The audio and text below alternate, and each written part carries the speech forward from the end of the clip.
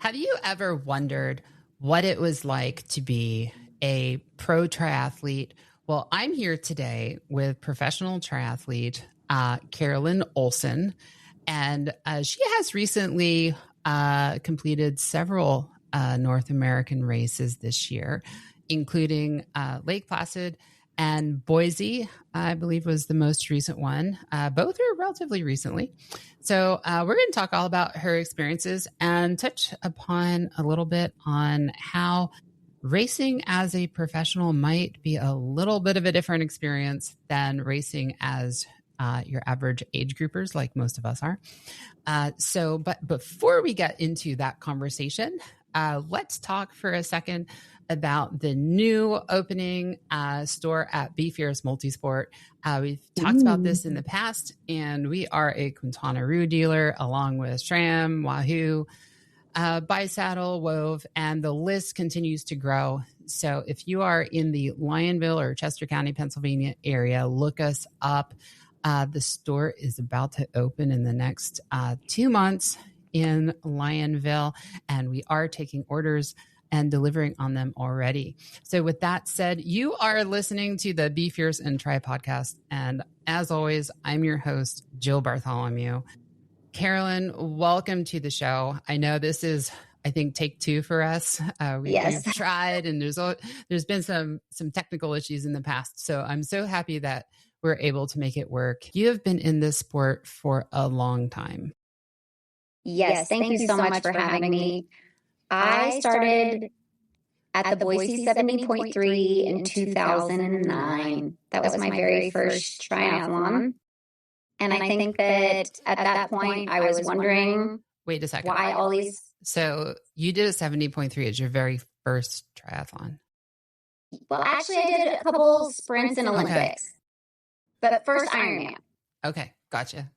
Yes, thanks for clarifying. I had to interrupt because I know there's a very active conversation in social media right now about should there be gatekeeping going into these longer distances? And I think that's an extremely fascinating topic because when you continue to step up in the distances, there's a lot that you don't know. And you're like, wow, I wish I would have known that before. That's true. The same is true in your job, though, too, right? Like even in the corporate world, it's like, you get promoted and you're like, ooh, I didn't know that. I wish I knew that before I got promoted, but here I am figuring it out, right? Yeah, I mean, I encourage everybody to be bold and go after their dreams. I just chose a different path. Yeah. So I'm sorry, I interrupted you in kind of telling us about your background. So your Boise was your first. So Boise was my first Ironman. I did a couple Olympic and sprint distances. I also did some duathlons locally, which I'm sure we could talk about where all the local races went. But Boise in 2009 was the first. After that, I felt like I could only do one per year, which was crazy. And I moved around a lot. Continued to do more triathlons, got a coach probably 5 years in. I've been with Rebecca McKee for over 10 years. Wow. Crazy story. I used to do business in Alaska, and my ex-husband was sitting with her on the plane, bought me some coaching, and I've been with her ever since. Wow. I guess he made a good choice there. Yeah. So very grateful for that. But I qualified for Kona 10 years after I started doing triathlon. I qualified at the Kona, and it was the most magical door opening experience. And I was like, I've got to do this. Kona was really hard, but like all of us, we get hooked. So you go, that was hard. Let's sign up for another one. So I signed up for, I think I did Cozumel. And then I did Texas, won Texas in an amateur, went pro the following year. And I've been a pro for the last 3 years. That's awesome. I have to ask, I'm the opposite where like I just race a ton.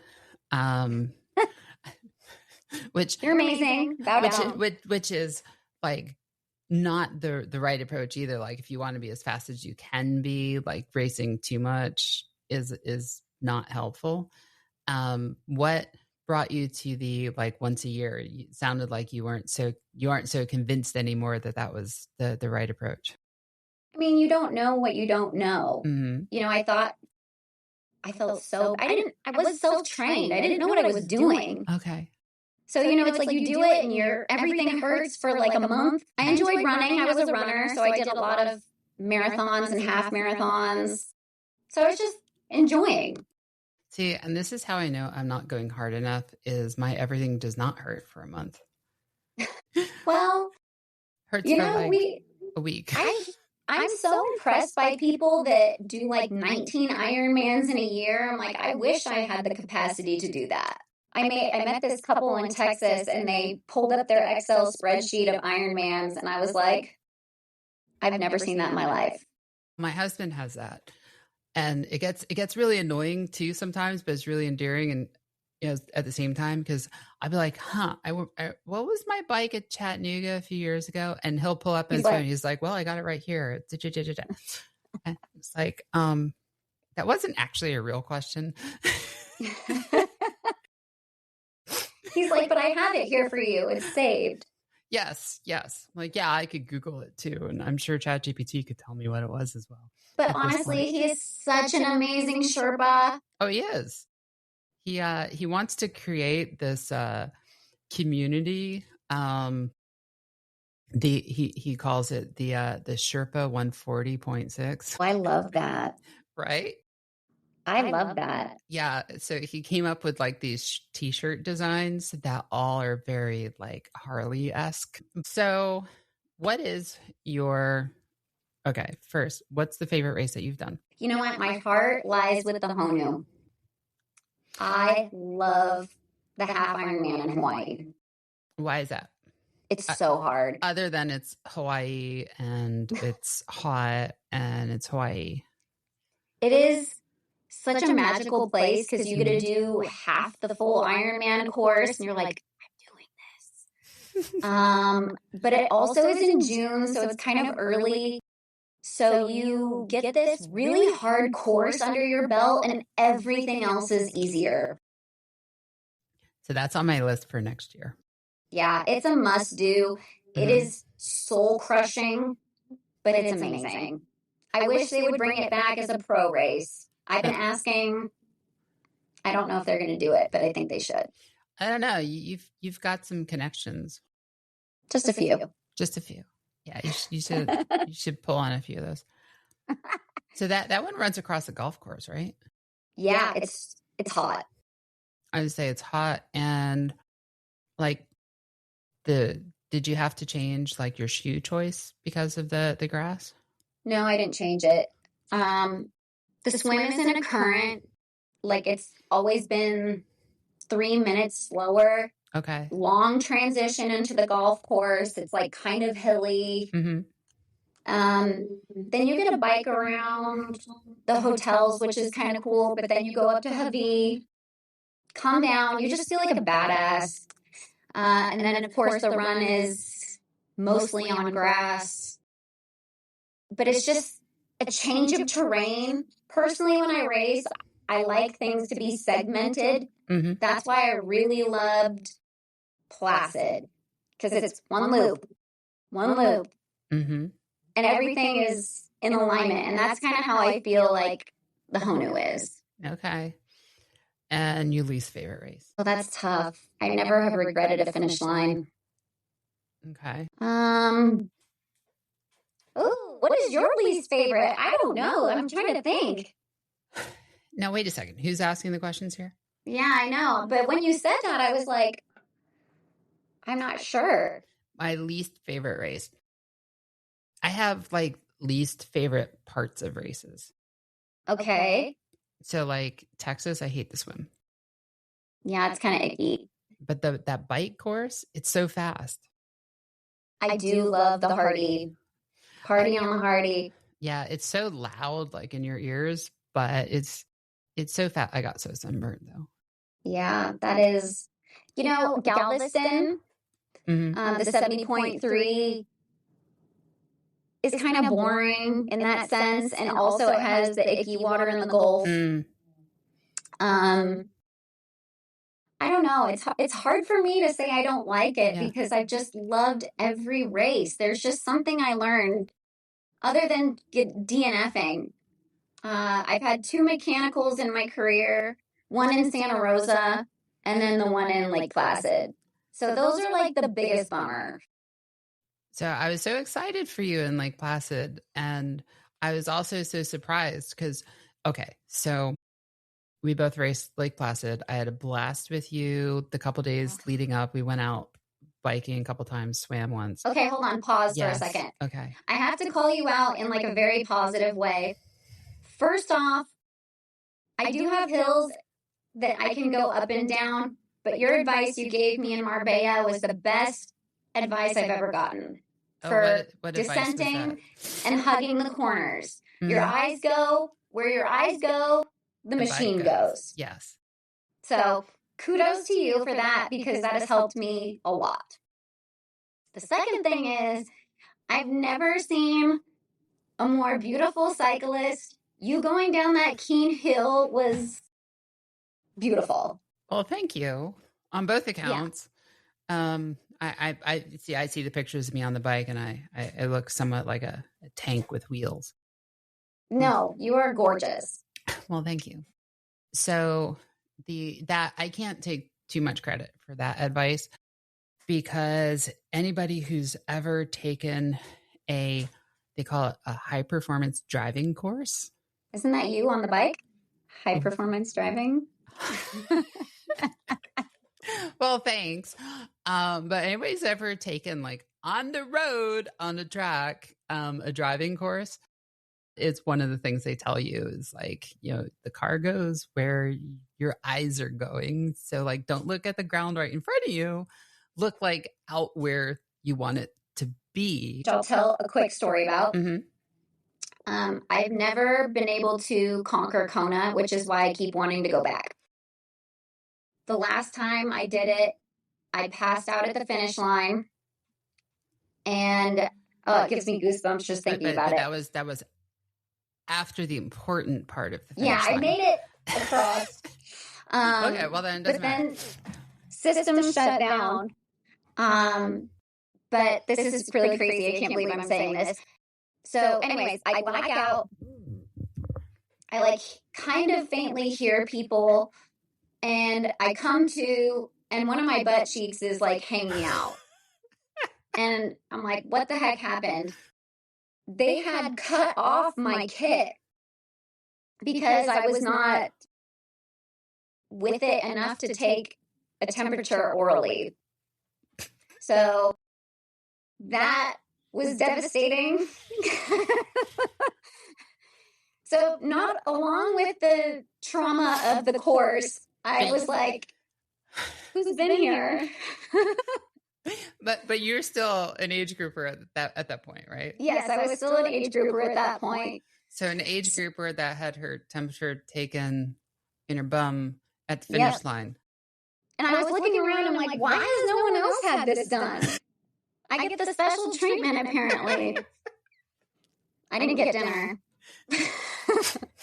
Usually that's before.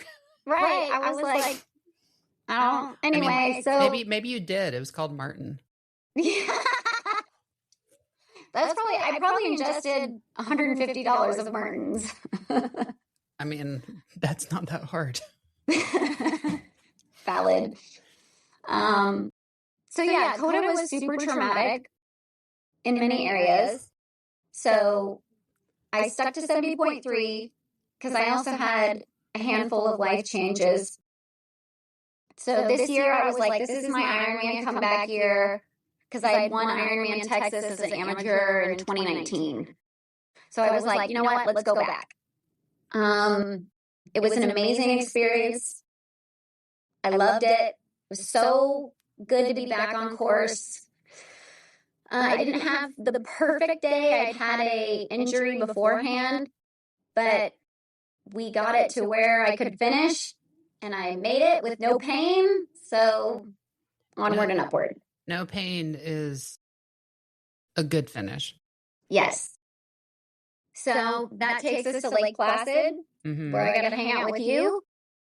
I was really gunning for a great race there. And as you know, mile 40, my blip on my handlebars just blipped off. And I got to spectate the race for about 4 hours at mile 40. So I tell you, I got off the bike and I'm on the run, and I'm running down the main, the main drag out of town, and like goes down the big hill, and you're like, yeah, I can run, and I can run fast, and then you're like, oh shit, we're downhill and we have to go back up the other side. And I'm running up the other side, and running down, I see you. And I'm like, oh, that's cool. She's doing great. And, cause I think like shortly in front of you, was one of the other pro females with, a camera crew in front of her. So I'm like, oh, okay. Well, they're probably on their first lap. I'm like, oh, she's doing great. She's like in the front quarter of the pack. And then I go out River Road, and you at some point intercepted me, and I'm like, why are you sitting on the side of the road, girl? Aren't you racing? And where's your bib? And you're like, no. It was sad, but I was happy to see you. Well, I had in my head, I'm like, okay, I don't know how I would deal with that, but it seemed like it was a fairly healthy way of dealing with it. Yeah, I had, honestly, it took me back. I bet.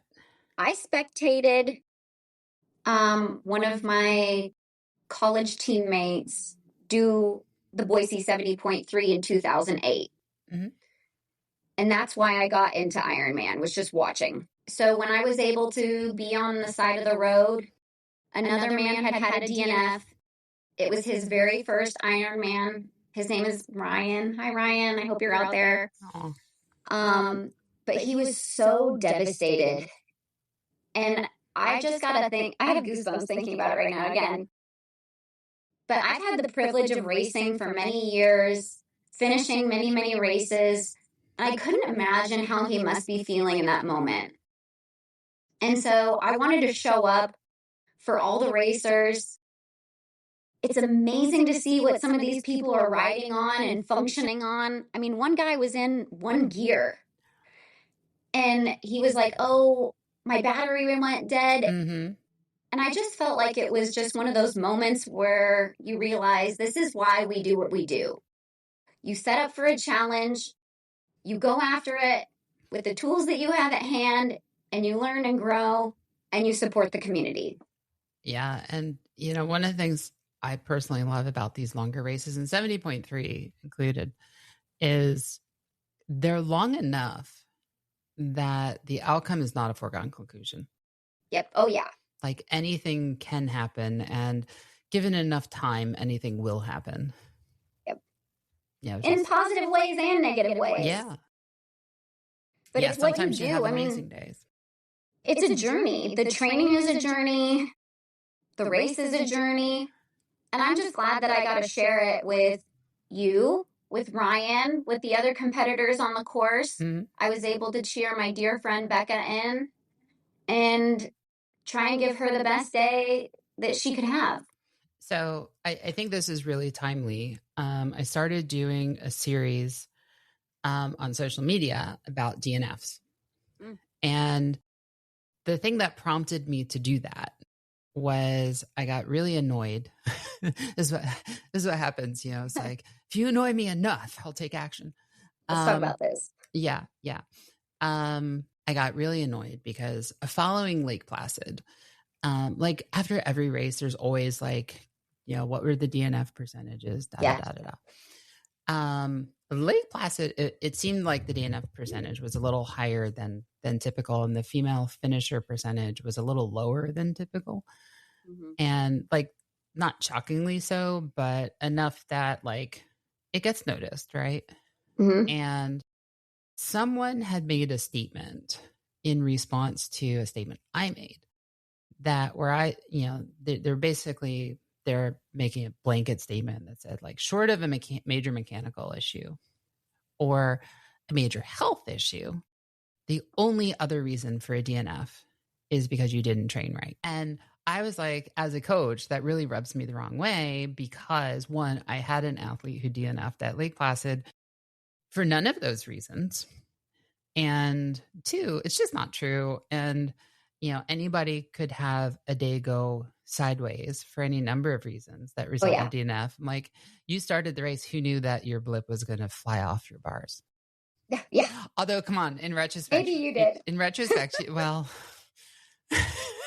I don't comment on other people's bikes, but in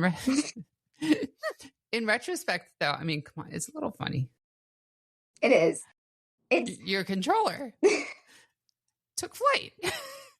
It was shocking in the moment. I bet it was. You're like, what the heck? So how long? Actually, with my nails, I was like, can I just like tap this with these? No, you can't. So, so you got redemption though at Boise. At Boise. But I will say this in what you just said, and this kind of carries in with Boise. As you know, the age group race couldn't do the swim due to the conditions. Yes, and the whole internet knows that. Yes, the internet knows that. And as the professional field, they modified it so we could get the whole course in. But it was scary. I went in confidently. I've been working on my swim, and I felt really good. But when I got in there, I freaked out. And there's just some things that are beyond your control. And you have to choose as an athlete what is right for you. Some people can push through, some people cannot. And we've been in the sport for a really long time, so we know the strategies to calm down, get your breath. You know, me, I just did a few breaststrokes and told myself it was going to be okay, and I was not going to finish Boise. Right. So obviously there's a lot of not a lot. There's a couple high profile incidents this year of people, getting pulled out of a swim in an ambulance and one in a body bag. Right. Yep. We were at a race yesterday and it seemed that someone came out of the swim in an ambulance. It like the swim is the most dangerous part of the race, in my opinion. Right. In mine too. When people ask me well, why is it swim, bike, run? And I'm like, it's in descending order of lethality. Yeah. Right. The most dangerous is first, least dangerous is last. If you fall on the run, you get a bruise. If you fall on the bike, you break a bone. In the water, you drown. Yep. But, open water panic, it's a real thing and it happens to everyone. Yeah. Cold water, wetsuits. I mean, some people can't train in their wetsuit, so they're putting it on for the first time race day. Don't do that, please. I may have been guilty of that once or twice. But, it's again, sometimes you don't know. You don't have the resources. Sometimes people just buy the wetsuits at the races because they didn't know it was going to be wetsuit legal. I said that weird, wetsuit legal. It's fine. So now Haines City, I think I've done Haines City for the last 5 years, maybe. Oh, wow. It's like just a nice race to end the year with. The swim is a bit wonky. It's very congested because there's a lot of turns in the short swim. They really like their M-shaped swim in a lake that's marginally large enough to contain the M. And the water's a little on the cold side, which is weird because it's like Central Florida, It's like you don't think Florida and cold water, and here we are. But I swam that 1 year in a wetsuit that I bought the day before at the merch tent because it was actually a Roka warranty. Oh, okay. Yeah. Because my Roca it was like the original Maverick, maybe. It had split on the seam in like the calf. And they're like, they're like, go pick one up at the Ironman tent, send us the receipt. We'll give you the difference back, blah, blah, blah. Oh, so like, yeah. So like race day was the first time I wore that one. And it was like, oh, this one's not broken in. Yeah. I mean, for those out there that need to know this, but if you need to break in your wetsuit, put it in a tub, get it wet. Mm-hmm. I mean, that's kind of a first thing to do if you can't get in it and swim somewhere. Yeah. And then I spray the inside once a year with Tri-Slide. Yeah. Just empty like half a bottle into that thing. The Yeah. rest of the rest of the year just like falls off you after that. Yep. Exactly. But as I said, it's really important to measure what's safe for you as an athlete. And I do like that Ironman really promotes that. Mm-hmm. Even for the pros, in the pre-race briefings, they basically say, if you don't feel good, you shouldn't race. You know, you have to do what's individually right for you, but this is going to be a tough day. Choose what is best for you. And I agree with that with the age group athletes. If you're out there and you're really not feeling good, do what you need to do. I think for a lot of age groupers, and I know I felt this myself, although I have set out a couple of 70.3s for various reasons. But, I think for like most age groupers, this might be your first, or maybe you do only do one or less a year. Mm-hmm. And you've put in all that training. Yeah. And let's face it, Ironman prices are not cheap. And if you DNF or DNS, they're not giving you your money back. They're not deferring you. They're not registering you for another race.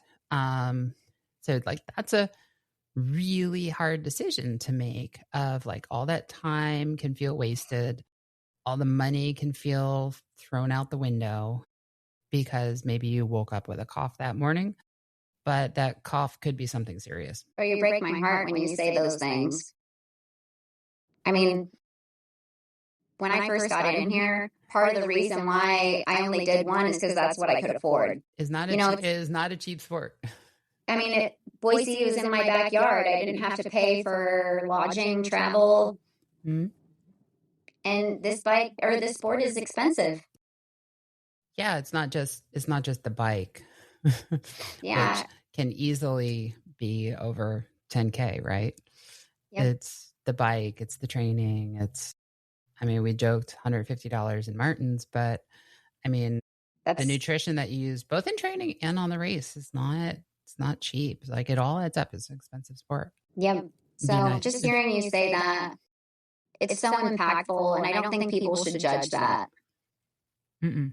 No, but like if you don't feel good, you shouldn't race. Yep. I'm 100% behind you.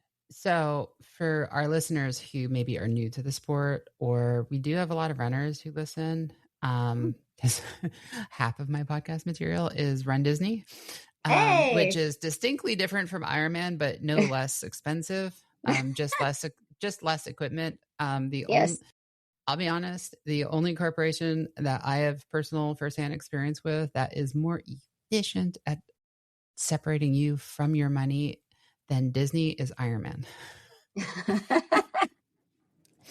It's like, and they're both the same. You register for your race like months in advance. The bonus is like by the time you get there, it's like free. Yeah. Because you've already paid for it.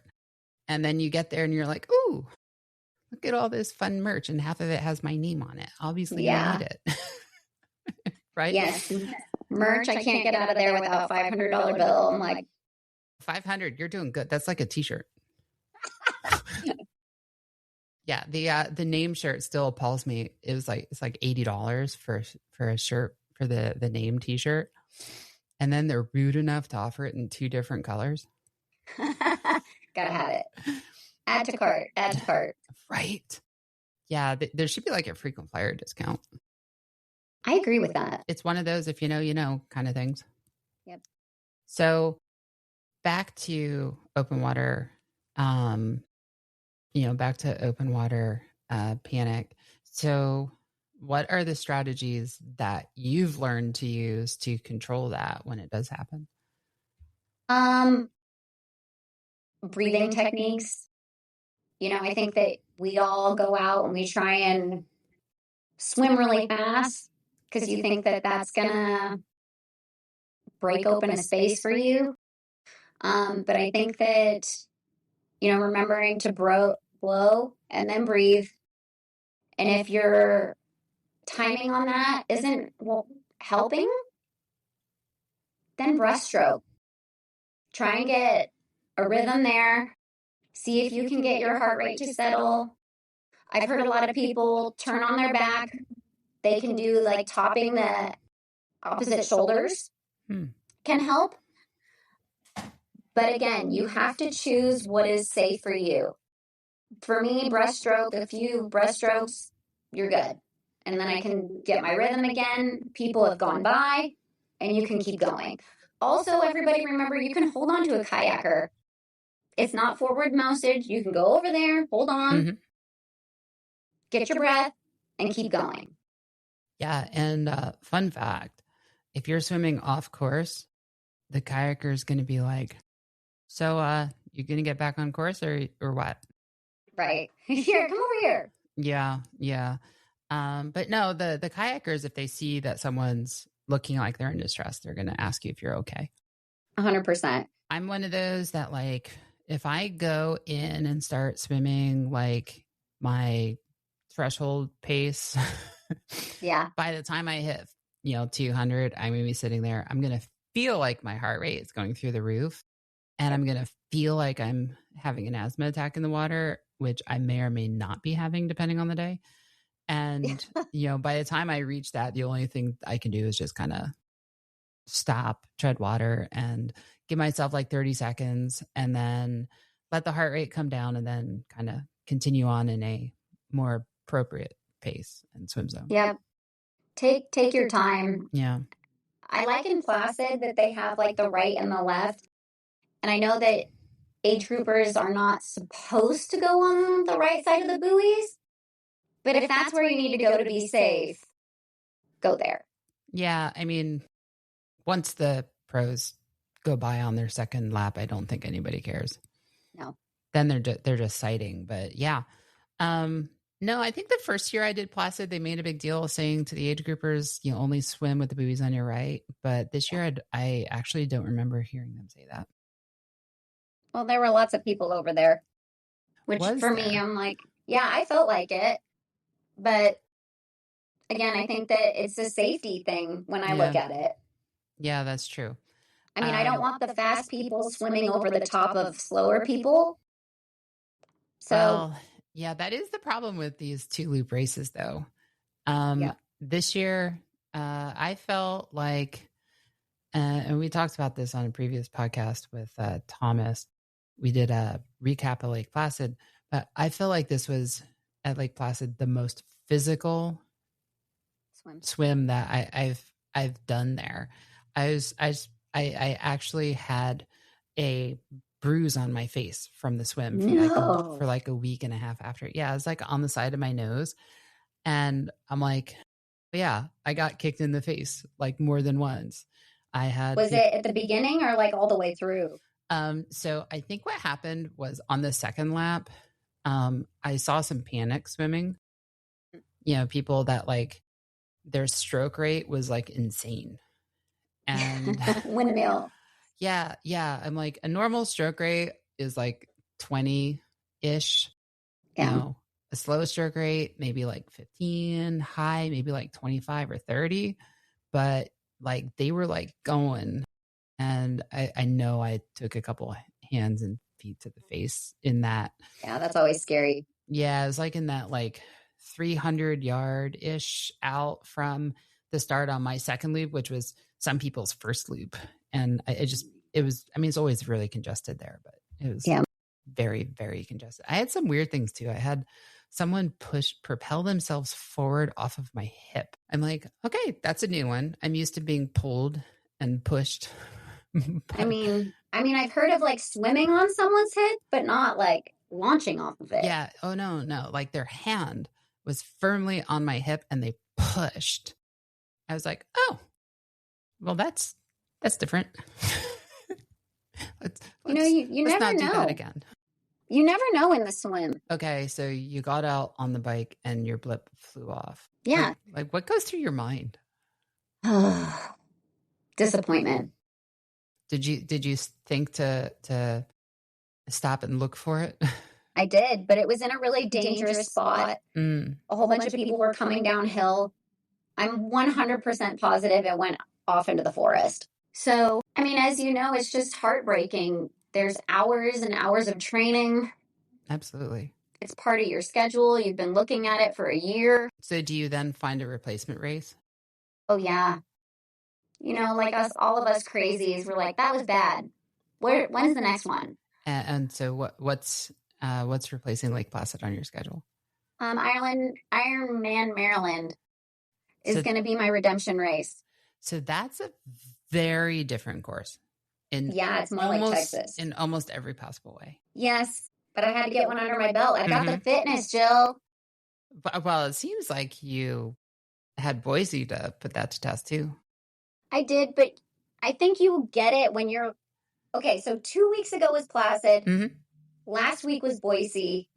So I felt like I still had Ironman fitness and I didn't have that 70.3 pop. Yeah. Oh, yeah, I get that. So I literally felt like I was an autopilot and there was not another gear to shift into. And when you finished, you're like, where's the rest? Right. Yeah. I was just like... Yeah, John has on video, I think, I did it was one of my first triathlons. It was a sprint, I think, and I crossed the finish line. I was like, where's the rest?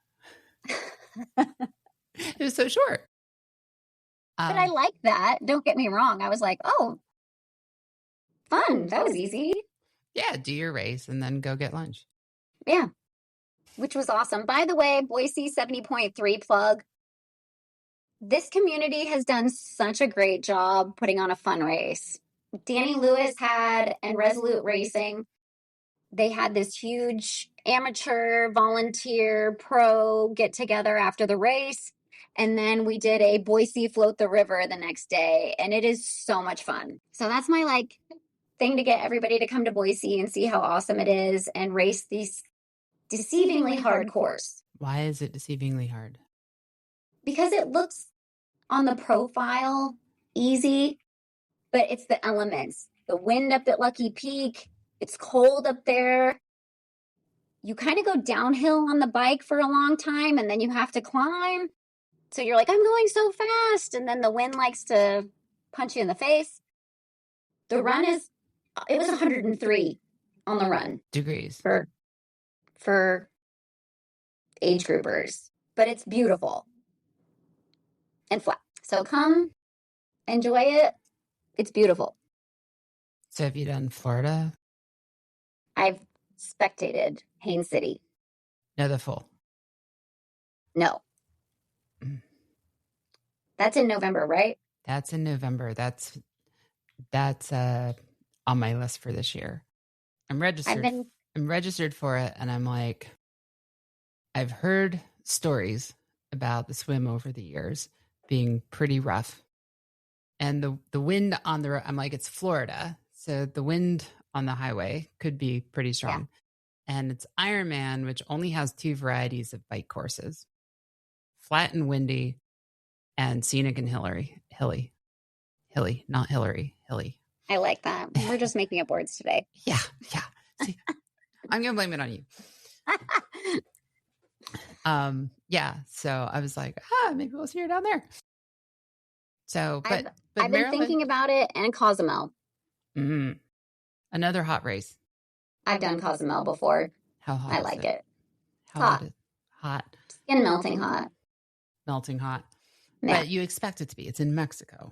But I love racing in Mexico. It's like the wild, wild west. Really? Why? Oh, yeah. I mean, I feel like there's a lot of unsanctioned aid stations. People are just trying to hand you Coca-Cola. It's just, it's a lot of Mexico pride. I don't know. I just feel like there's no rules and you're just going out there. I just love racing in Mexico. They want to party. Hey, there is nothing wrong with that. I love the mariachi bands. I'm like, yes, come on. We're starting to see the real you come out now. Oh yeah. We like to have fun while we're racing. Ain't that the truth? Yeah. Yeah. I was listening to a podcast earlier. Someone was reviewing actually Ottawa, right, which was this past weekend. Yeah. And this man did not like the race because of things we haven't talked about yet. Is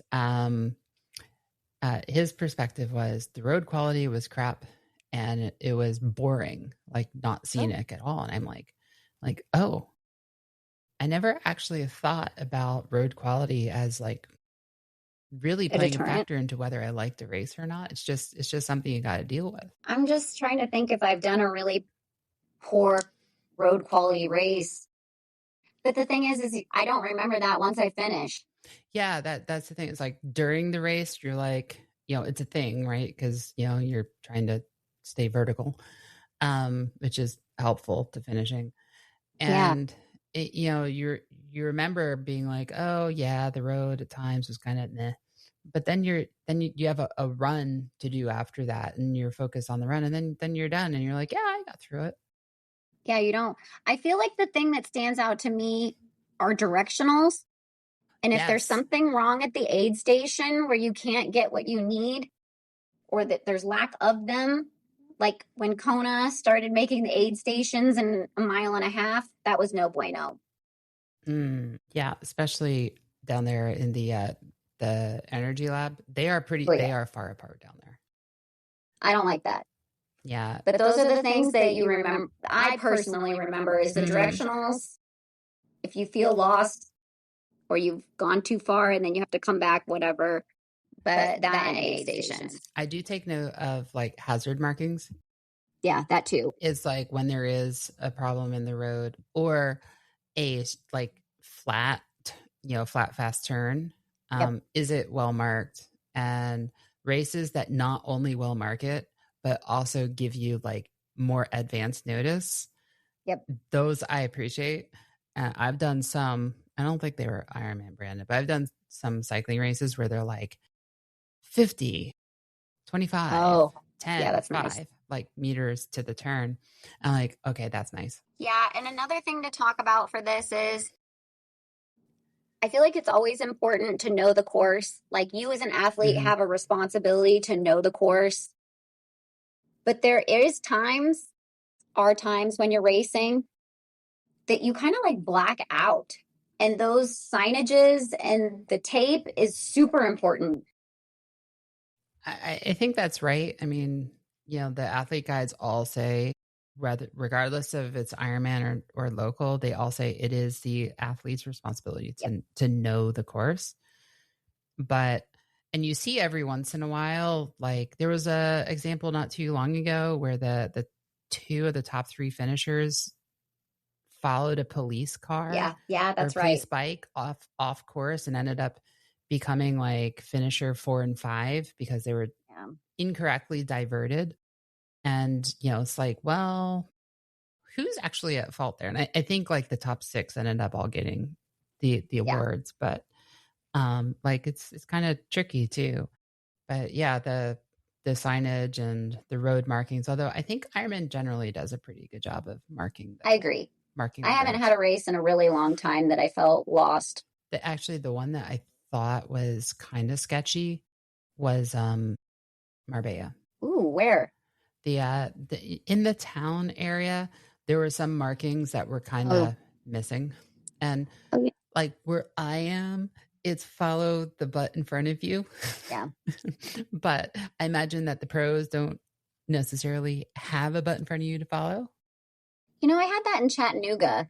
There was like a weird cone patterning and I didn't know where I was going, but traffic was coming too. So I was like, yeah, I didn't have that. Although I did have like at Lake Placid on the bike. I hadn't really experienced this in a full before. There were a couple of times on the bike where I couldn't see anyone in front of me and I couldn't see anyone behind me. And had I not known the course, I might have thought I was off course. But I did also have the thought of, wow, I must be really slow today. I always think positively that I must be going really fast. There's no one here. I've passed everyone that needs to pass, and I'm catching someone. There you go. Well, I mean, I'm usually pretty optimistic and I have both that go through my head, but then, it's like, wow, I must be doing really well. And then it's like, well, but no, because I should see all these dudes. If I'm going that fast, I should see all these dudes in a pack in front of me. And I didn't see that. Where are the dudes in a pack? Was that? Said, where are the dudes in a pack? Right. They're always in a pack somewhere. They're always in it seems like they're always in a pack somewhere, somehow eluding the referees and not getting their not getting penalties for it, but whatever. So it must be nice. Right. Yeah, I do feel bad. I'm like, the back of the pack, I feel, gets probably harassed with penalties more than like the middle does, because us middle of the packers kind of fly under the radar, I think, because the refs are all focused on the pros. Yeah. And then when the pros are off the course, then they're like, the age groupers. Coming back. Right. Exactly. Okay. So anyways, for our listeners, can we talk about your path to pro card? And we've had some other pros on talk about like how things were actually pretty different once you got your pro card versus racing as an age grouper, because it's almost like at times it's two different sports. I would say it is. The dynamics are a lot different. First and foremost, I will say I loved racing amateur. You can go wherever you want, whenever you want. You don't have to use the pro calendar. And I love that. I do enjoy the dynamics of biking up through everybody that you like to do too. I mean, I would never admit to enjoying passing people. Oh, well, I will admit it. But it happens from time to time. It makes me feel really fast. It does. I love it. Especially on races with 2-loop bike courses. It brings me so much joy. It's because I'm a bad swimmer and I just love chasing. It's just I just love it. And I still find myself chasing as a pro. And it's a lot harder because of the dynamics. So if you're not in a pack in the swim, which means you've lost yourself in the pack in a bike, which means you've been blown out of the race. So that's why I enjoyed Chattanooga, because there was no swim. So it allowed me to stay relevant on the bike.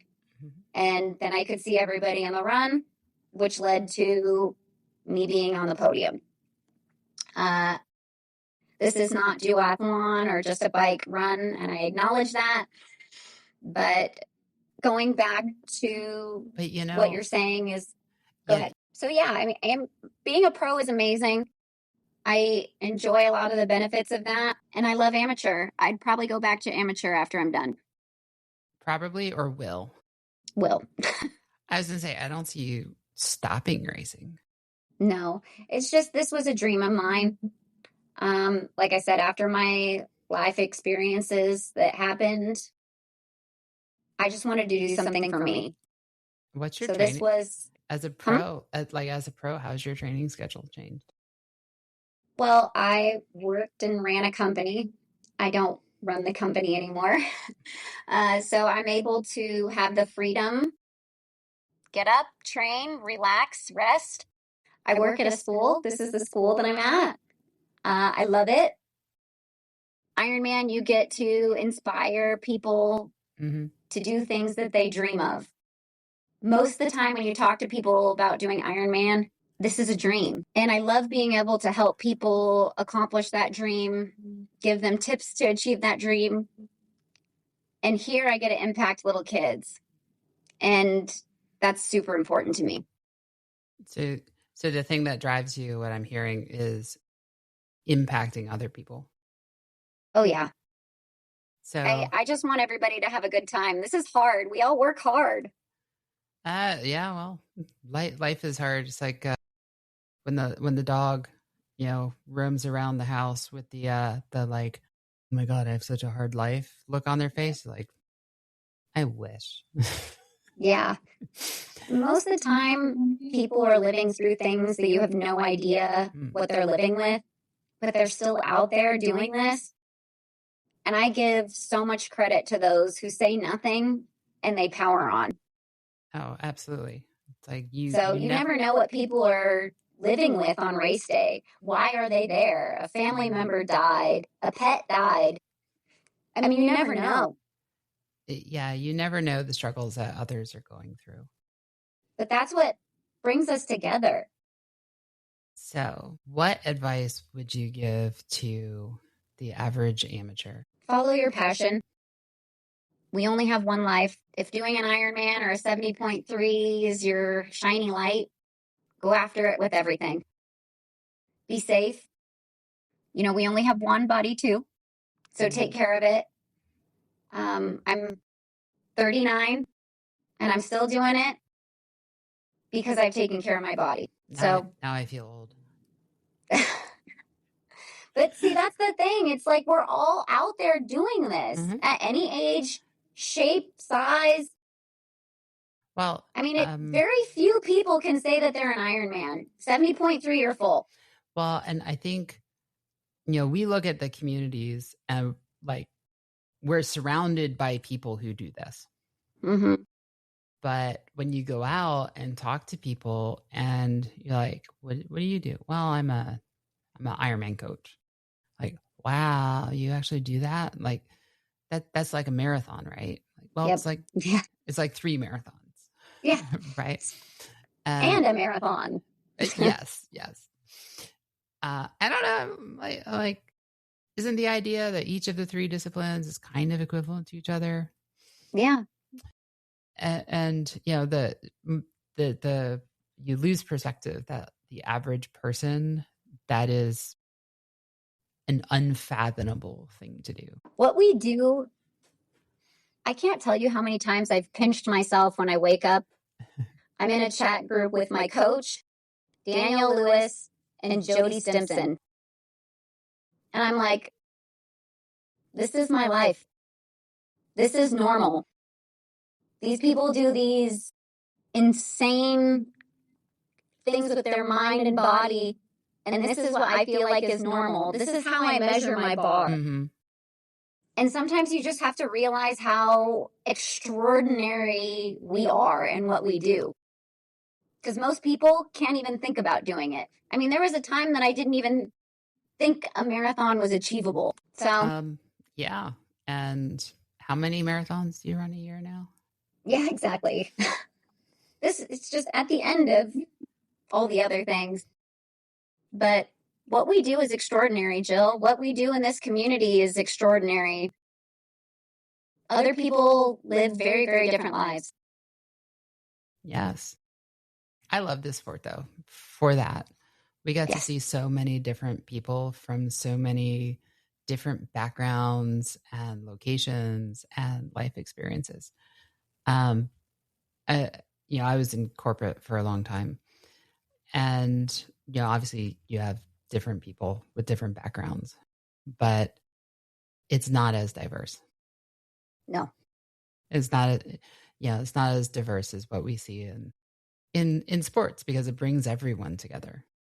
Yeah. Which is why we started earlier talking about how expensive the sport is. And I think that is one of the downsides of triathlon, is even at its cheapest, even like the lowest bar to entry is still high compared to other sports. Yeah, that breaks my heart. Because I don't want to see people leave because they just can't afford it, even though that their passion and love is there for it. So, what advice would you give to an age grouper other than follow your passion? Get a coach. Oh, I like that one. Yeah. But why? Like you raced successfully for several years without one. Not successfully. I mean, it's just part of it. A coach knows your cycles and how to ramp you into a race where you don't know. I also feel like it's good to have a mentor. ChatGPT can give you a basic format, but everybody is different. I mean, I'm not in the high volume camp. I'm in the mid volume camp because that's what my body can handle. Mm-hmm. And I don't feel like a one size fits all program is positive. So if you're going to make an investment in a coach. It drives me nuts when I see like really high volume, like it's different. You know, if you're a professional, this is your job, you know, like, yeah, high volume makes tons of sense. You're also training your body to take on that load where like the average person, even, you know, one who trains a lot doesn't have the physiological capacity to take on that load. And when I see training plans that are 20, 25 hours for an Ironman, even if you're trying to qualify for Worlds, it's so much volume. Like the risk of injury starts at some point starts going up really fast. Mm-hmm.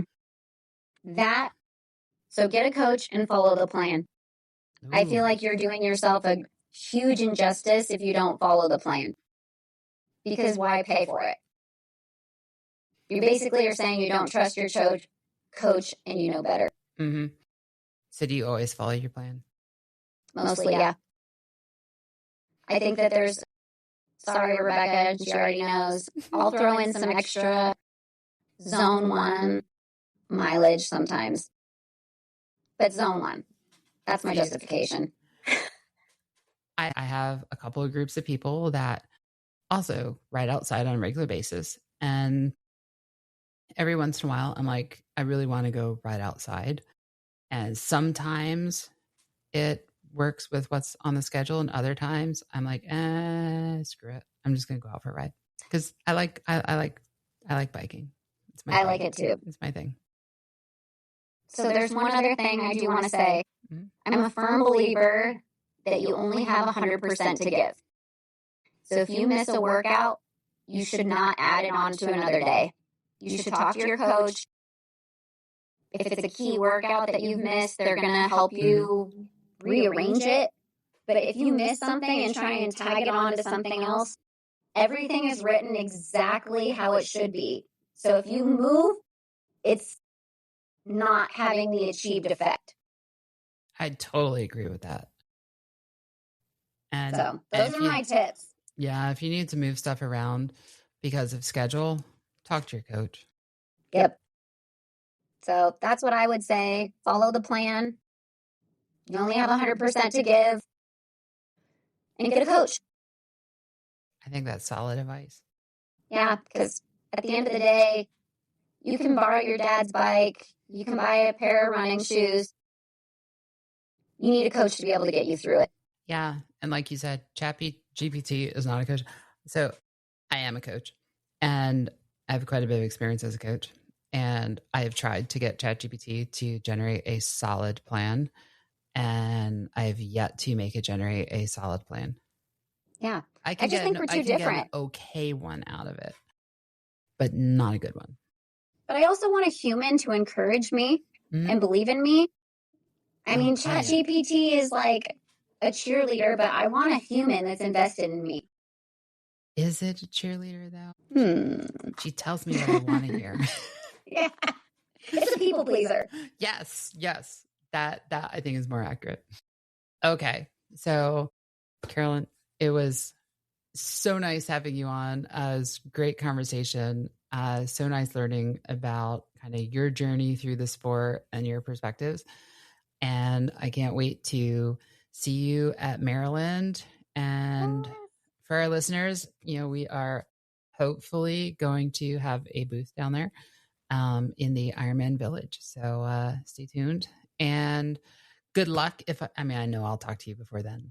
But good luck. And that's, as they say, a wrap for today's episode of the Be Fierce and Try podcast. I'm Jill Bartholomew. I hope that what you heard today was interesting, inspiring, and that this episode helped you to think smarter, train differently, and show up with more intention, make sure that you are subscribed so you don't miss what's next. And if you are looking for support on your journey to your next start or finish line, I would love to work with you. Here at Be Fierce Multisport, we work with athletes of all abilities, and you can learn more about coaching, training plans, bike fittings, and everything else that we are building at Be Fierce Multisport at the site, BeFierceMultisport.com. Until next time, train with purpose, execute with intention.